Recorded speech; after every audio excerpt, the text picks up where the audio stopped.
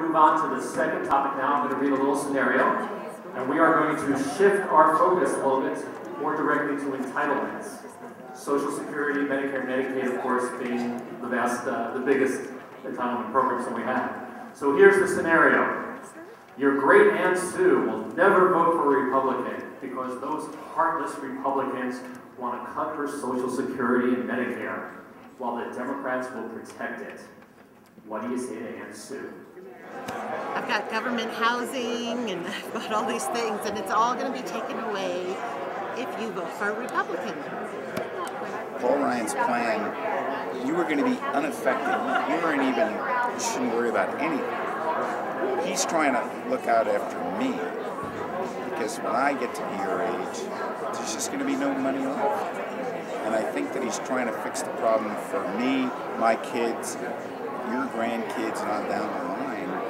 But you yourself, I mean, I'm not really sure where your herd is going to be. As the Republican Party, we need to be more open and accept all those groups. So I can have my strong Christian beliefs,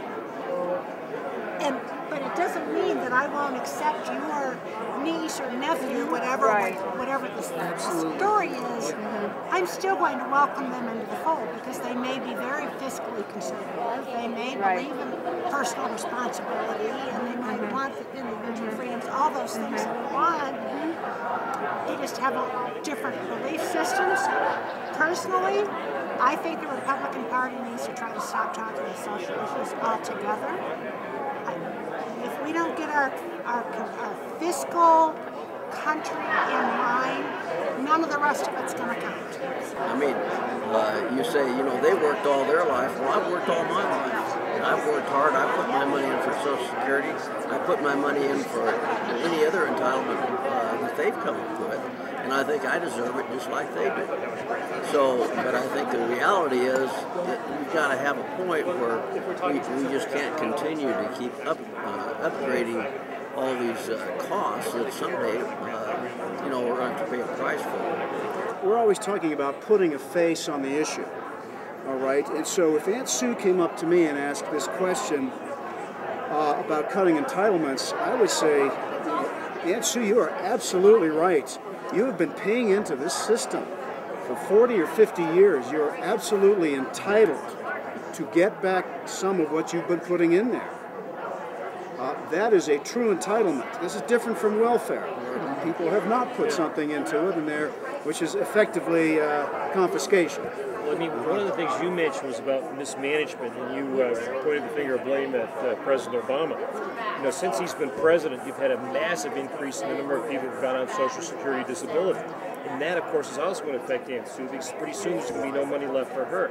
And, of course, the Social Security disability is a valid part of the Social Security Trust Fund, but it's for people that need it. And so there's certainly the question is, many of these people have gotten on for very flimsy reasons. Do they really need to be there? I've seen tons of them. They don't need to be on Social Security disability anymore than Mickey Mouse does. When we're talking with Aunt Sue, this is in her heart. It's not in her wallet, although you could say it is ultimately, but it's not there. It's not philosophical. This is how am I going to live if you don't protect my Social Security? And all I hear is that you're going to find a way to cut it. So I think we have to fight our base instincts to go right to the, that's not the truth, then this is the fact. And the other thing is there's an acknowledgement that the country is in debt.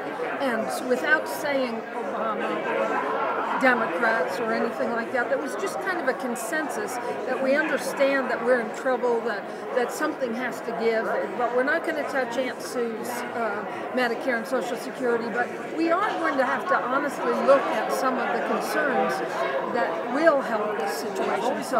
So I like the fact that it was not only an emotional appeal and a supportive view, but some factual data got in. It's somewhere in the 15 to 16 trillion.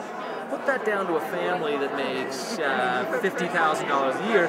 What if this family, for example, what if we had $250,000 and the debt service was was $6,000 a month, and we made $5,500 a month? What would we do as a family? Yeah, That's a great we go around the table and say, no more Xbox, no more, you know, But cell grandma's phone still bill, can no have her more. Medicare. Exactly.